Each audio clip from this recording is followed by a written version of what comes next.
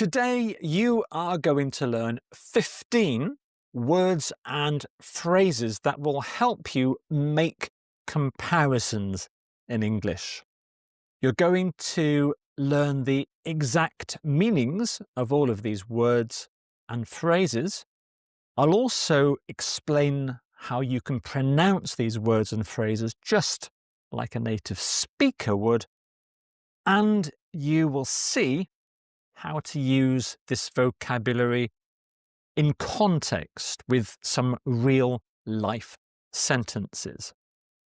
I've also created a workbook, and the workbook contains all of the information from this video, plus lots of extra example sentences, collocations, and also 5 bonus words, which are really advanced ways of giving comparisons in English. And there are also lots and lots of practice exercises to help you learn these words and phrases more completely. If you would like to download this workbook, click on the link in the description below the video. And now let's look at the first of the 15 words and phrases, which is whereas. Note the spelling of whereas. There is an E here. So you can see it's 2 words combined, where and as. So the E stays here. This is a common spelling mistake, people missing out the E. Whereas.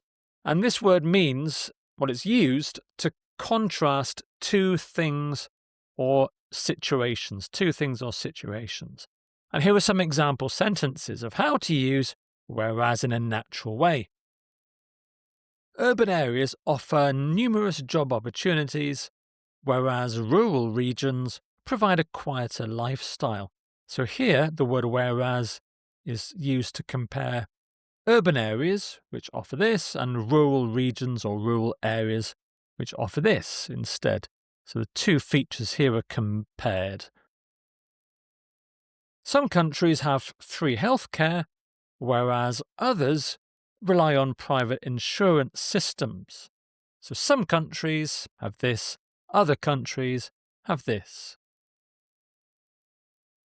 Traditional methods are time-consuming, whereas modern techniques are more efficient. So here you're comparing traditional methods, which have this feature, with modern techniques, which have this particular feature.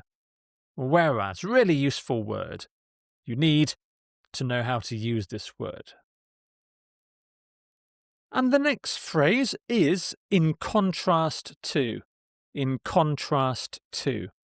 This is used to show how 2 things are different from each other. So it has a similar meaning to whereas, however, the sentence structure is different. In contrast to developed nations, developing countries often lack adequate infrastructure. So in contrast to this thing has this feature. If you use whereas, you would say something like developed nations have good infrastructure, whereas developing countries lack infrastructure.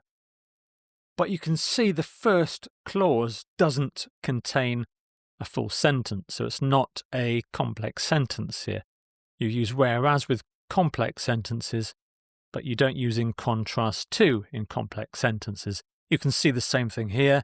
In contrast to previous generations, young people today are more technologically savvy. So it's comparing previous generations to young people today. The north of the country is mountainous, in contrast to the flat southern regions. So the clause that contains in contrast to is not a complete sentence here. Conversely. Conversely. The stress is on the second syllable here. Conversely. Note the E here. This is sometimes missed out. That's a common spelling mistake. Conversely. This is used to introduce a statement that contrasts with or a statement that reverses a previous statement. Let me show you what that means with some examples. Some believe technology isolates people. Conversely, others argue it connects us globally. Note here the use of the semicolon. So you can't use this after a comma. You either use it at the start of a new sentence or after a semicolon. So it's comparing this with this. So it's comparing how it connects us with the previous statement about isolating people. Exercise increases energy levels. Conversely, inactivity often leads to fatigue. High taxation may reduce spending. Conversely, it can fund better public services. So there is a contrast between the two features of high taxation. And the next word, it's a phrasal verb, analogous to. Analogous to. Let's look at the pronunciation first of all. It's a hard G, G, analogous, not analogous. This is a common pronunciation error, even by native speakers. In fact, I mispronounced this word for a very long time because of the word's similarity to the word analogy. But you pronounce it with a hard G, analogous, analogous, analogous to. And analogous, you put the stress on the second syllable here, analogous. It's because it's hard, if you're interested in knowing why. The word logo is a Greek word in the middle here, which means, I think it means wisdom or knowledge. And it means similar or comparable in a certain way. This will make this a bit more clear. The function of a heart is analogous to that of a pump in a mechanical system. So it's comparing the way that a heart works or functions with a mechanical pump. It's comparing these two things. It's saying that they work in a similar or comparable way. The structure of an atom is analogous to our solar system in some respects. So it's comparing the structure of an atom with the electrons rotating around the atom, I believe, with the way that the solar system works. The relationship between teacher and student is analogous to that of mentor and apprentice. So in this sentence, the relationship between these two people is being compared to the relationship between these two types of people. And the next piece of vocabulary, a phrasal verb, to differ from. To differ from. This means to be unlike or distinct from something else. For example, modern educational methods differ from traditional approaches in several key aspects. So it's saying that modern educational methods are not like or distinct from or different to traditional approaches. Working remotely differs from office-based work in terms of communication patterns. People communicate differently. Urban lifestyles differ from rural living regarding pace and available amenities. To differ from. And the next piece of vocabulary, to correspond with. To correspond with. This means to match or to be similar to something else. It can also mean to communicate with, often in the written sense. If you write a letter to somebody, then you correspond with them, or if you write an email to them, you can correspond with them as well. But in this sense, it means to match or be similar. The survey results correspond with previous findings on consumer behaviour. So they are similar. The results are similar. Their economic policies correspond with international recommendations. So the economic policies match recommendations. The increase in crime rates corresponds with rising unemployment in the region. To parallel. To parallel. Note the spelling here, double L and followed by a single L. Again, this is a very common spelling mistake. Parallel. So stress on the first syllable, parallel. This means to be similar or to happen in the same way as something else. For example, the development of artificial intelligence parallels human cognitive evolution.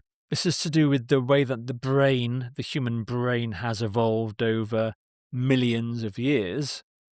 And the development of AI has happened in a very similar way to the evolution of the brain, except much faster in the case of AI.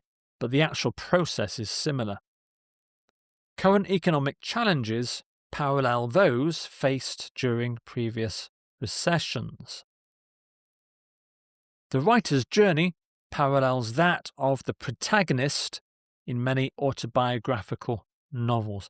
Protagonist is the main character in a story, the main character. So in this sentence, the writer's journey is similar to that of the main character in certain novels. In the same vein, this is a lovely phrase which means in the same style, in the same manner or pattern, similarly. Some cities have banned plastic bags. In the same vein, others are restricting straws. So for similar reasons, these two cities or groups of cities have put in laws against plastic. The company reduced its carbon emissions. In the same vein, it cut water consumption. So in the same style, maybe for the same reasons. Note in both of these sentences you have the semicolon, but you could have a full stop and start a new sentence as well. She excels at languages. In the same vein, she has a talent for music. To bear resemblance to. To bear resemblance to. In the photograph, you have a rock which I think bears resemblance to a human face. And it means to look like or to be similar to something or someone else. For example, modern smartphones bear resemblance to small computers in their functionality. The new policy bears resemblance to regulations already implemented in other countries. So the new policy looks like or is similar to regulations in other countries. Their management style bears resemblance to the approach used in Scandinavian companies. So it's similar, their management style is similar.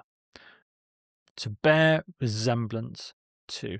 This sounds like a Z, and there is stress on the first syllable in resemblance. To mirror.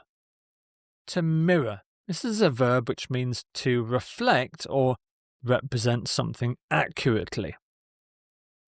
For example, the literature of a period often mirrors the social concerns of that time. It reflects the social concerns of that time.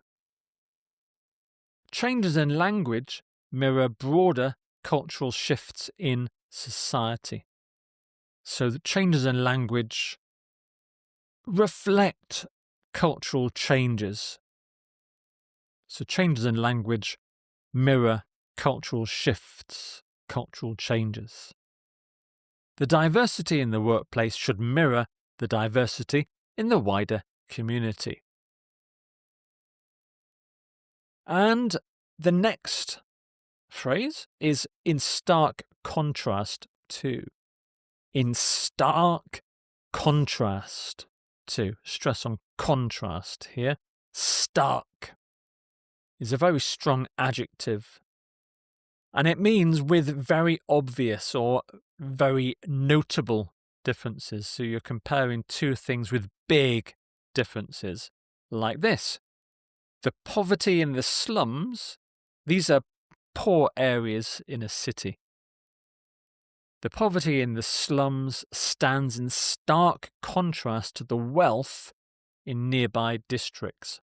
I remember going to a city in the Philippines many years ago, and there were areas of poor housing right next to rich offices and a shopping centre.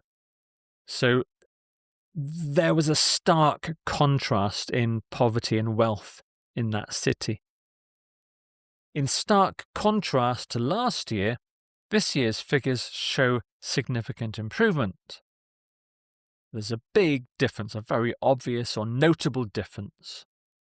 The peaceful countryside exists in stark contrast to the bustling urban areas. So there's the peace and the bustle and the noise. Bustling urban centres, it's busy, lots of people, lots of noise. Stark contrast. In normal speech, because of the K and the C, the two words are often spoken together. They're joined in stark contrast, in stark contrast. So you often don't hear the K when it's pronounced at full speed. And the next phrase is to diverge from. To diverge from. This means to move or develop in a different direction from something else. So the road here is diverging, going in different ways. The road is moving or developing in different directions from the original road. Modern interpretations often diverge from traditional understandings of the text. Their economic policies diverge from conventional approaches in several key areas. So their economic policies move in a different direction. They've got different goals, perhaps. As children grow older, their interests tend to diverge from those of their parents. So they will start off similar, but as they grow older, their interests will change. They will develop in a different way. Markedly different. Markedly different. Markedly. If it was just, if there was no ly here, then you would pronounce this marked. But when it's an adverb, it's markedly. Markedly. Markedly different. This means noticeably or significantly different. The culture in southern regions is markedly different from that in the north. Today's educational methods are markedly different from those of previous generations. The two species look similar, but have markedly different behavioural patterns. Noticeably different ones. To draw a parallel between. This means to show that there are similarities between two different things. For example, historians often draw a parallel between current events and similar periods in history. The researcher drew a parallel between animal behaviour and human social interactions. It's possible to draw a parallel between language learning and mastering a musical instrument. And the final word of the 15 is to stand in contrast to. To stand in contrast to. This means to be noticeably different from something else. For example, their collaborative approach stands in contrast to the competitive model used previously. Modern architecture stands in contrast to the historical buildings in the city centre. His optimistic outlook stands in contrast to the general pessimism about the economy. It's a noticeably different outlook.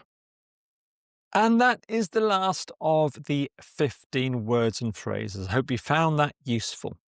And remember, you can download the workbook to review everything that we've covered in this video, and you'll get the extra information and the bonus words and all of the practice exercises as well. So the link to the workbook, if you want it, is in the description. It's free, and I think you will find it really useful. So I hope you found the video useful anyway, and thank you again for watching.